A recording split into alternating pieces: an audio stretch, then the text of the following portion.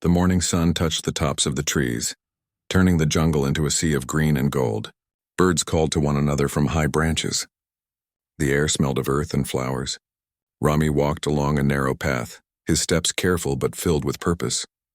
In his hands he carried something precious, something that had been in his family for many years but was never truly understood. It was an old cloth map. The colors had faded with time, and the edges were frayed, but the marks on it were still clear. His grandfather had shown it to him when he was very young. At that time, Rami had only thought it was an old drawing, but before his grandfather passed away, he had told him in a quiet voice that the map was more than just lines and shapes. It was a guide to something hidden deep in the jungle, something waiting to be found. Rami remembered that moment well. His grandfather's eyes had been calm, full of trust. He had placed the map in Rami's hands and said, "When you are ready, you will know where to go." Those words stayed with him. Years had passed, and Rami had grown from a curious boy into a young man who loved to learn about the past. He read books about the ancient Maya, their temples, their knowledge of the stars, and their skill in building great cities from stone.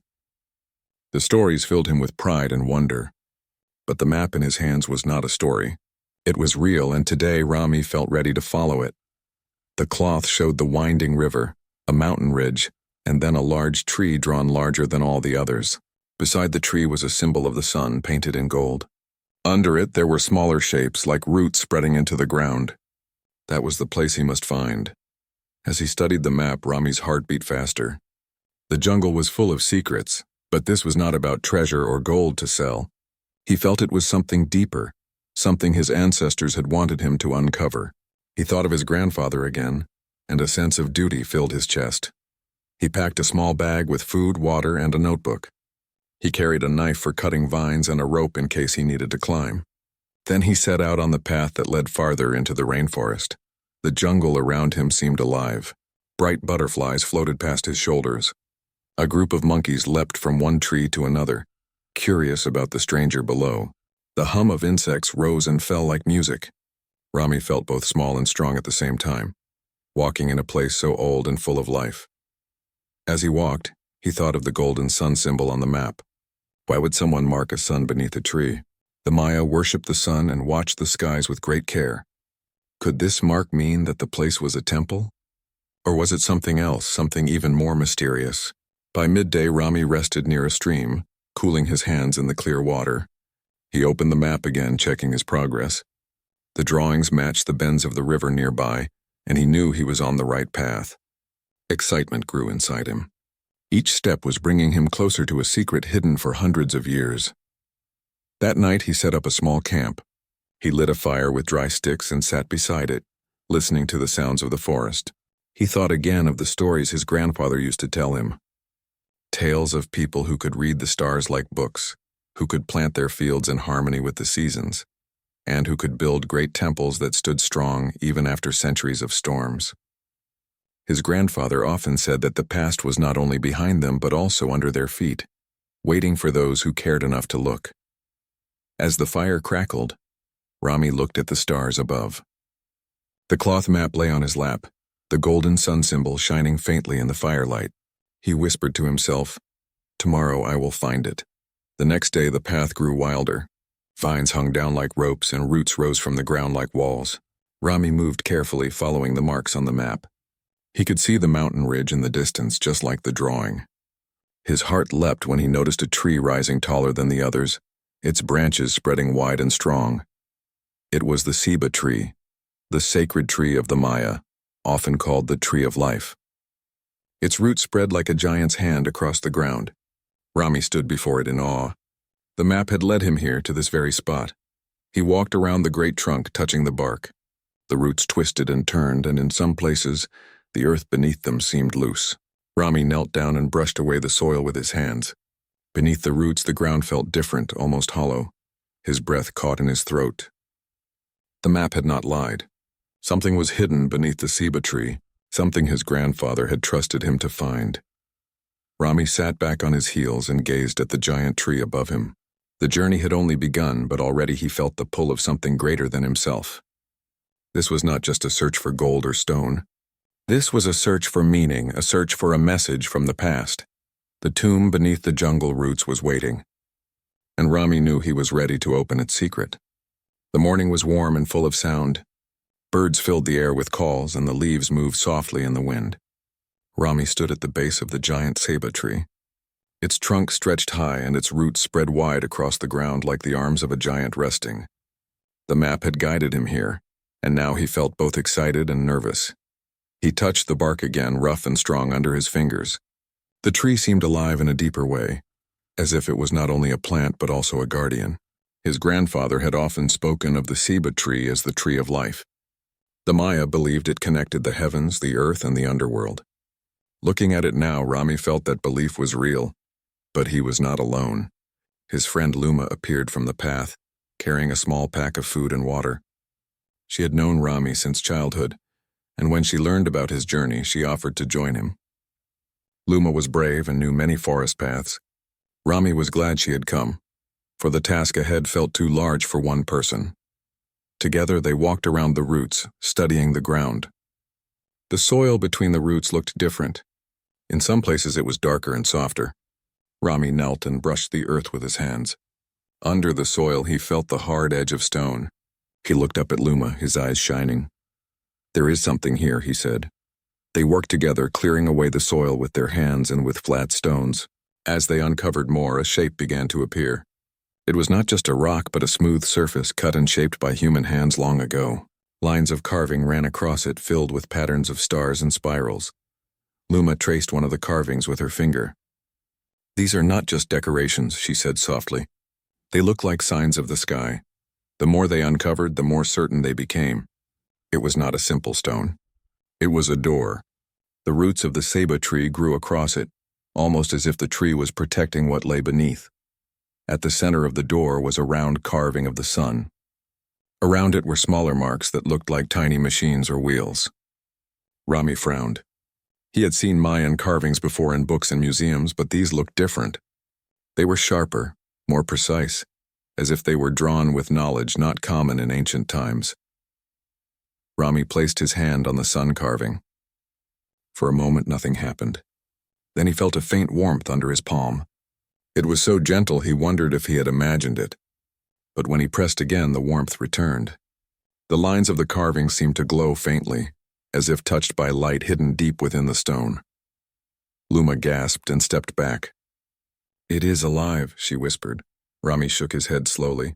"Not alive, but made to answer touch. Whoever built this wanted it to be found, but only by those who could see and believe.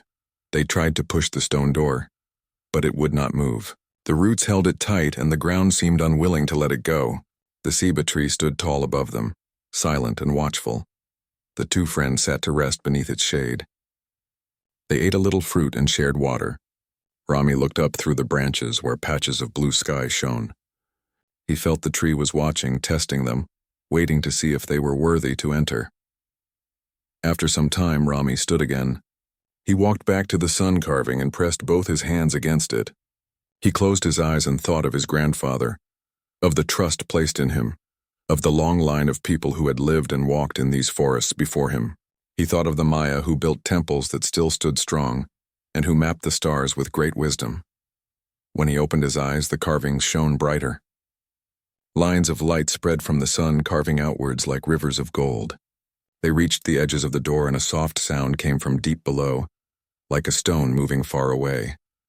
Luma stood quickly. "It is opening," she said, her voice full of awe. The roots trembled slightly. Some of the smaller ones shifted aside, making space. Slowly, the stone door slid down into the earth, revealing a dark opening beneath the tree. A breath of cool air rose from it, carrying the smell of stone and time. Rami and Luma looked at each other. Their hearts beat fast and their eyes were wide. The map had led them here, the ceiba tree had tested them, and now the way was open. Rami took a torch from his pack and lit it. The flame flickered, casting warm light on the walls of the opening. Luma tied a rope to a strong root and dropped it into the darkness below. The two friends stood for a moment at the edge, listening. The chamber below was silent, but the silence was deep, as if waiting. Rami looked once more at the map. The golden sun symbol was now clear to him. It did not only mark a place, it marked a door. A door to something hidden, something guarded for centuries by roots and stone. He turned to Luma and smiled, though his hands shook with excitement. "Shall we go down?" Luma nodded. "We came this far together. We will see it together." And with that they prepared to enter the tomb beneath the jungle roots. The rope swung gently as Rami lowered himself into the dark opening beneath the ceiba tree. His torch lit the walls around him, showing smooth stone carved with strange symbols. The air was cool, carrying the scent of earth and something older, something untouched for centuries. His heart raced, but his hand stayed steady as he climbed down. Luma followed close behind, her own torch lighting a second circle of warm glow. Together their lights pushed the shadows away, revealing a wide chamber below. When their feet touched the ground, the sound echoed softly through the space as if the walls were alive and listening. The chamber was larger than they expected. The ceiling rose high, supported by stone pillars that looked like roots frozen in time. Carvings covered every surface, showing suns, moons, and stars arranged in patterns that seemed to shift when the torchlight moved. Some figures looked like people watching the skies, while others showed strange shapes that were not animals, not plants, and not anything they could easily name. "This is not just a tomb," Luma whispered. Her voice echoed across the chamber, coming back softer but clear. Rami nodded. His eyes shone with wonder. "It feels like a place of knowledge, like a story carved into stone." They walked slowly, their footsteps sending gentle echoes around them. The walls seemed to sing back their movements, as though the chamber wanted to remind them they were not alone. At the center of the chamber stood a large block of stone, carved with patterns of spirals and golden lines. The stone looked both ancient and strange, as if it belonged to another world. On top of it rested a sealed box. It was made not only of stone but also of metal, wrapped in golden bands that glowed faintly in the torchlight. Rami stepped closer, his breath catching in his throat. He reached out and touched one of the golden bands. At once, the carvings on the walls lit up with a soft glow. The whole chamber came alive with lines of light running across the stone. Luma gasped and held her torch higher. The light from the walls was not like fire. It was cool, clear, and steady. The stars carved into the stone seemed to shine as if they were real. Above them, the ceiling showed patterns that matched the night sky outside, but brighter and sharper. "It is like standing under the stars," Luma said in awe. Rami turned slowly, his eyes wide. "The chamber is showing us the heavens. It is like a map of the sky, a map left by those who built this place." Their voices echoed again, but this time the sound was joined by a faint hum, as though the chamber itself was answering. The glow grew stronger around the sealed box. The golden bands shimmered and shifted, almost like they were breathing. Rami placed both hands on the box. The golden light wrapped around his fingers, warm but not burning. The box gave a low sound, deep and steady, and then the golden bands began to move. They slid apart slowly, as if they had been waiting for his touch. Luma took a step back, her eyes wide with both fear and wonder. "It is opening," she whispered. The box opened a small crack, enough to let out a faint beam of light. The air around them seemed to change, filled with a soft vibration, almost like the rhythm of a song too low to hear fully. Inside the box was something strange. It was not gold coins or jewels. It was a device shaped like a wheel, covered in golden lines that curved around it like rivers. At its center was a clear stone that glowed with gentle light. Rami lifted it carefully. It was lighter than he expected, as though it was made of air and not metal. The moment he held it, the chamber responded. The glow on the walls grew brighter, and the echoes of their footsteps were replaced by new sounds like whispers carried from far away.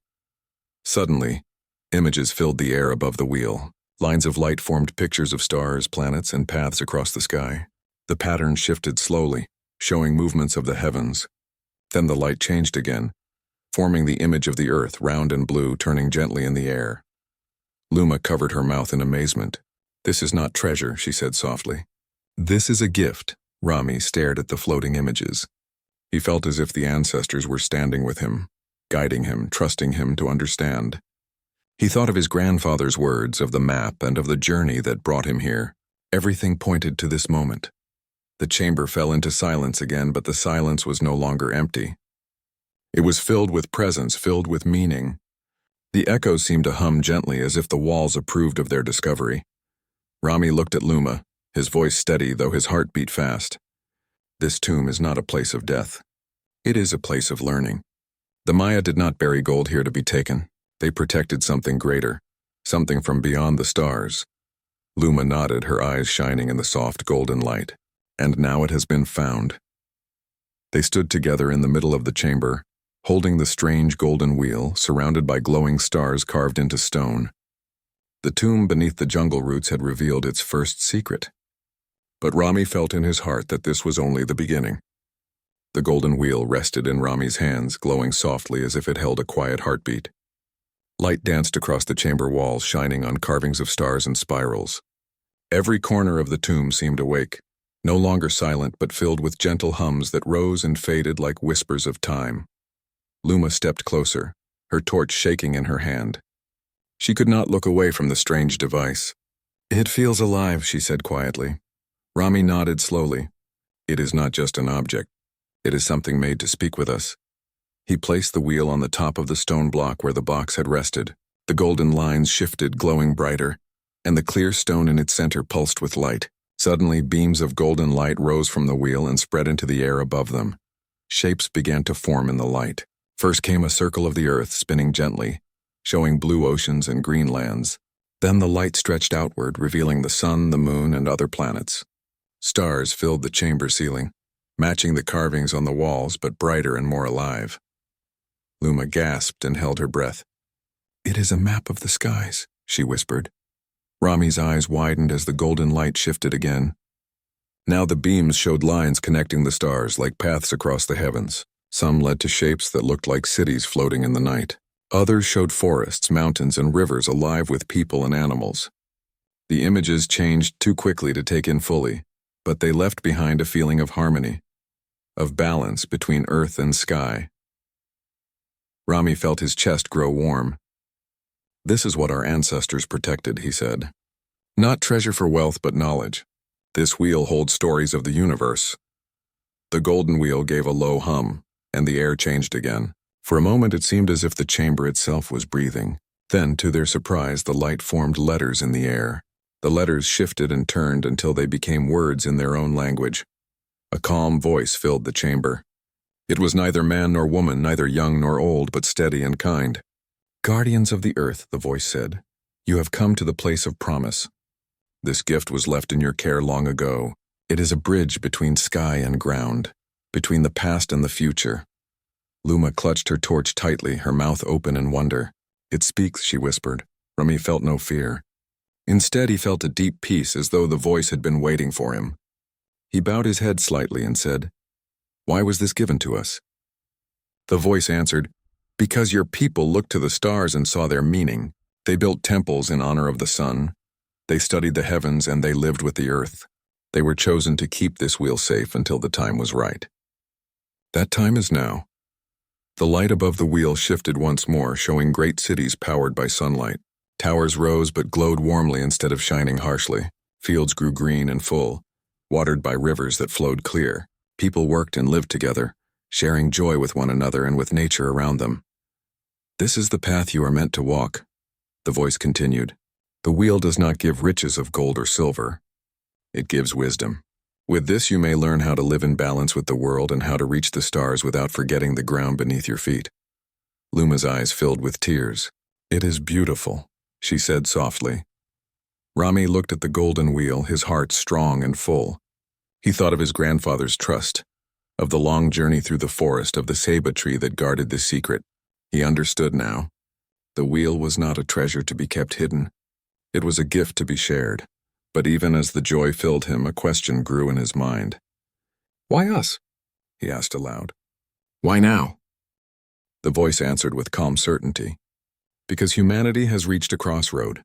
You have the power to destroy the balance or to protect it. The choice is yours. This wheel is only a guide. It will show the way, but it is you who must walk the path."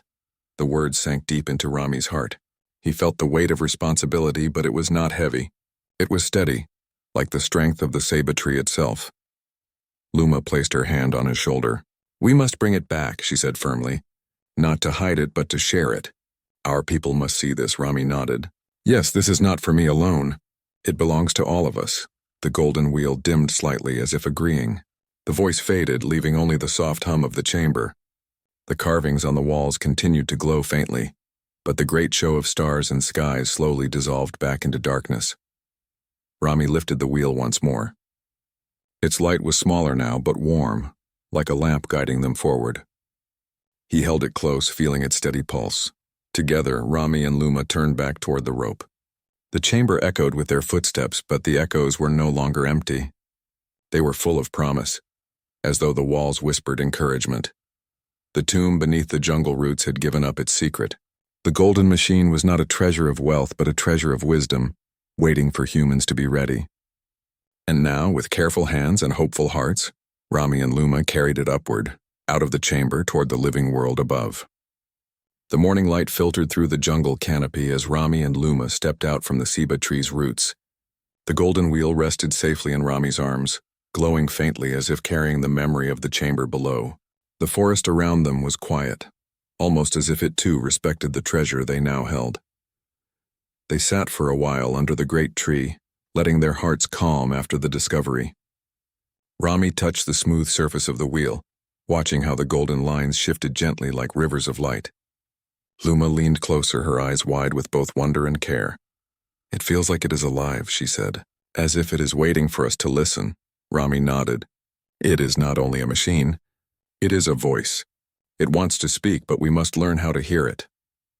As he spoke, the clear stone in the center of the wheel brightened. A soft beam of light rose upward, forming a circle in the air above them. Slowly, shapes appeared within the circle. At first it was the sun, glowing warm and golden. Then the image shifted to the moon, then to the stars spread across the sky. The light shimmered, and then the circle became a face made of stars. It had no eyes, no mouth, but it carried a presence that filled the air with peace. Then came the voice. Calm and steady, it spoke in their language, flowing into their minds as if it had always been there. "Children of Earth," the voice said, "you have opened the door and awakened the memory. Long ago your ancestors promised to guard this gift until the right time. That time is now." Luma held her breath, her eyes fixed on the shining face. Rami placed the wheel carefully on the ground between them, bowing his head with respect. "Who are you?" he asked softly. The voice answered, "I am a messenger, a memory from those who walked among the stars. We came not to rule but to share, and we found in your people a spirit of learning and respect for the heavens. We gave them this wheel, a seed of knowledge, so that when the earth was ready the seed could grow again." Rami felt a shiver run through him, not from fear, but from awe. And what must we do with this gift? The light around the face shimmered. Images filled the air again. Great cities powered by the sun rose from the ground. Fields grew rich with harvests, watered by clean rivers. Forests and people lived together, each helping the other thrive. Children ran freely under the stars, learning from both the earth and the sky. "This is the path," the voice said. "The wheel holds the ways of harmony. It can teach you how to live with the land and how to reach the skies without losing balance. But remember, the wheel is not the answer. It is only the guide. The true answer lies in the choices you make." Luma placed her hand gently on the golden surface. "It shows us beauty," she said. "It shows us peace." "Why has it waited so long?" "Because," the voice replied, "knowledge without wisdom can harm. Your ancestors knew this. They built temples to the sun and kept the wheel hidden until the time when hearts could listen again. Now the world stands at a crossroad. You may use the wheel to heal, or you may forget its lessons. That is your choice." Rami listened with deep care. He thought of his grandfather's trust, of the map passed down through generations, of the ceiba tree guarding the tomb like a patient guardian. Everything had led to this moment. He spoke with firm voice. "We will not hide this gift. We will share it with our people. They must see what we have seen." The face of stars shone brighter for a moment, then slowly faded. The circle of light dissolved into the air, leaving only the gentle glow of the wheel. Silence filled the forest again, but it was not an empty silence. It was a silence full of meaning, full of promise. Luma looked at Rami. "Do you think others will believe us?" "They will," Rami said, though his own heart wondered. "When they see the wheel, they will feel its truth, just as we did." They wrapped the wheel carefully and began their journey back toward the village. Along the way, the wheel continued to glow faintly, lighting their path even when clouds covered the sun. The forest seemed to open before them, vines shifting gently aside, roots no longer blocking their steps. It was as if the jungle itself guided them forward. As night came, they made camp by the river. Rami placed the wheel on a flat stone. The light rose again, and for a short while the images of stars filled the night air. The villagers were far away, but Rami imagined their faces when they too would see the gift. He imagined children sitting in circles, learning about the skies, about planting with the sun, about living with balance. Luma lay beside the fire, her eyes on the glowing shapes above. "Your grandfather was right," she said. "The past was waiting for us under our feet, and now it is in our hands." Rami smiled softly, his eyes on the golden wheel. "Yes," he said. The tomb was not a place of endings. It was a place of beginnings. The wheel pulsed gently, almost as if agreeing. Its glow spread across the ground, touching the roots, the river, and their hearts. The voice from the stars had spoken, and now the choice rested with them. The jungle seemed different as Rami and Luma carried the golden wheel back toward the village.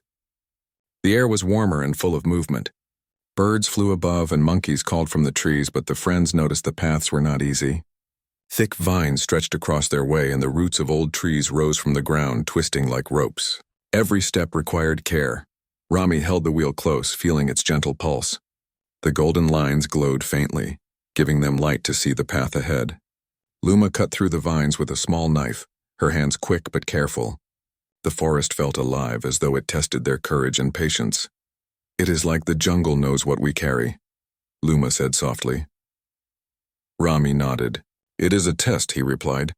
"We must show that we can protect it, that we are worthy." As they moved forward, rain began to fall.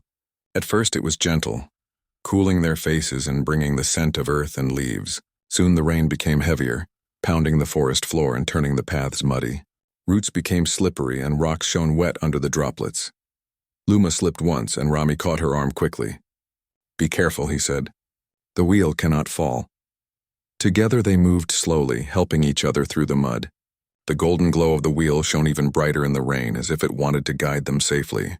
The light reflected on wet leaves and rocks, forming a path that seemed to move with them. After some time, they reached a river crossing. The current was stronger than it had been earlier, and the water rushed quickly over the stones. Luma looked at the river nervously. "How do we cross?" she asked. Rami studied the stones and the water. "We must trust each other," he said. "Step carefully and I will guide you." One by one they moved across. Rami held the wheel close with one hand and helped Luma with the other. Each step was slow and measured. The current pulled at their legs, but they did not lose balance. When the last stone was crossed, they both exhaled, feeling relief and pride. The jungle continued to challenge them. Fallen trees blocked the path, and some areas were thick with mud that pulled at their shoes. But every time they hesitated, the wheel glowed warmly, giving them courage and showing the safest direction. At one point, a strong wind blew through the trees, shaking branches above. Leaves and small twigs fell around them. Luma laughed nervously. "It feels like the forest is trying to scare us," Rami smiled. "Or it is asking us to be brave," he replied. "It is not just about holding the wheel. It is about holding our hearts steady." The sun began to set, painting the sky orange and pink. They still had some distance to the village, but the wheel's glow lit their way. Rami felt a strange calm despite the challenges. He knew the voice from the stars had chosen him for a reason. Luma felt it too, a quiet strength that made her hands steady and her steps sure. Finally, they reached a wide clearing. The jungle opened into a soft slope, and in the distance the first lights of the village appeared.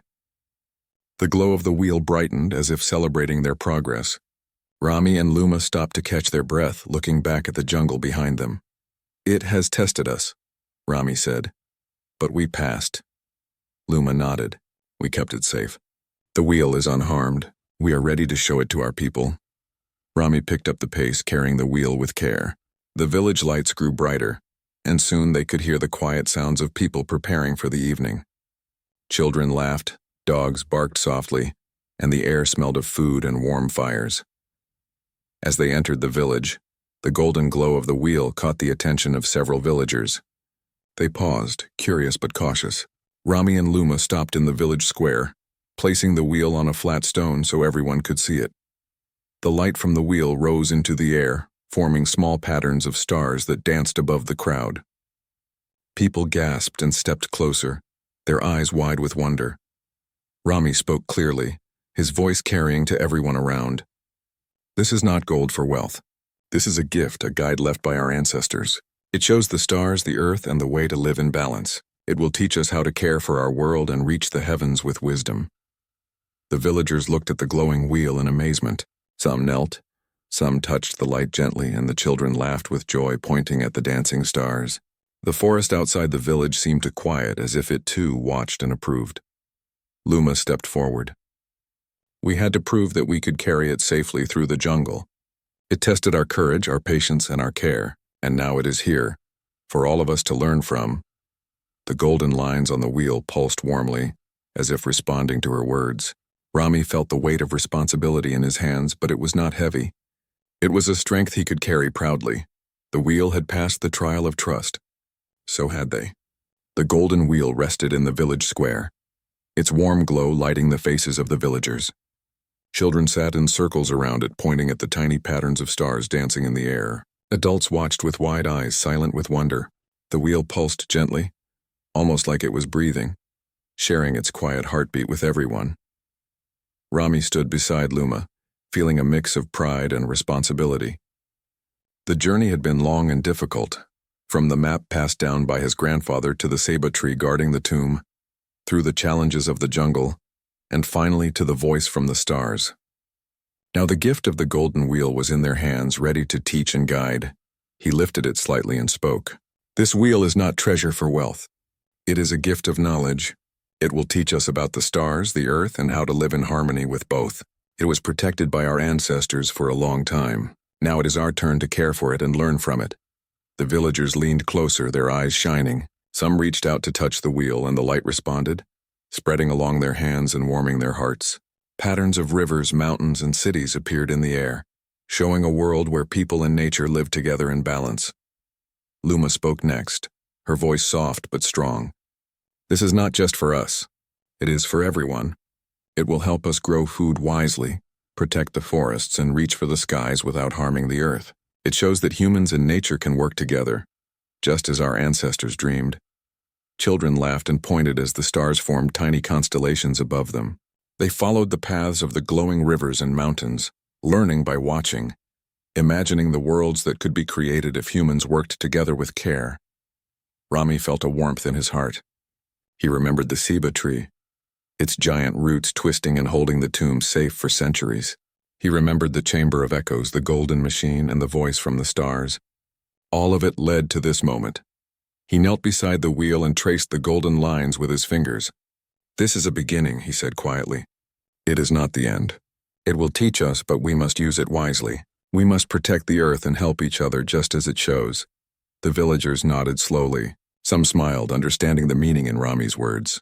Others looked at the glowing images, seeing the patterns of life and growth unfold before their eyes. The wheel seemed to respond to their attention, pulsing brighter as the crowd focused on learning rather than taking. One elder stepped forward, her hair silver in the firelight.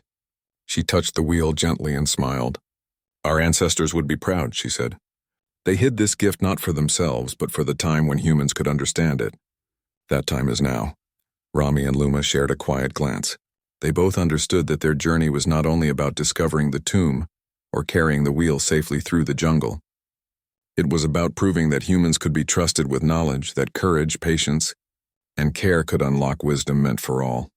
As the night grew deeper, the wheel's golden light rose above the village, forming small stars and glowing lines that reached out toward the sky.